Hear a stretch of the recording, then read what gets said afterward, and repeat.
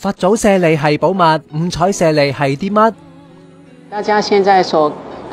瞻仰的呢，這個就是釋迦牟尼佛的舍利子。那麼在經典上呢，都曾經這麼說過，如果大家能夠看到佛陀的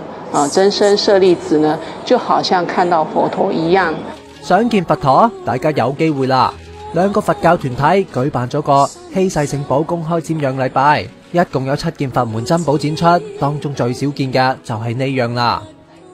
呢啲五彩舍利係第一次由美國運嚟香港，總共有103粒，今次運咗2粒白色同1粒灰色嚟，好珍貴㗎。那麼這是一場在修祈禱世界和平的法會上呢，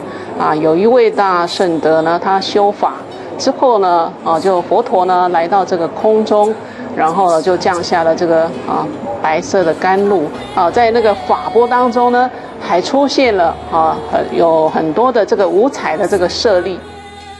但所講嘅甘露並唔係講緊雨水，而係好似喺美國嘅呢棵木棉聖樹咁，會突然有雪白而香甜嘅物體出現喺空中飄散，當就嚟跌到落地就會消失。另外，仲會展示曾經放出金光嘅佛像，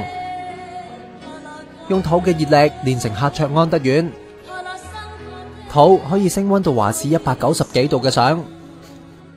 法師得道之後，頭頂會開口嘅圖。想睇多啲，去灣仔華潤大廈啦。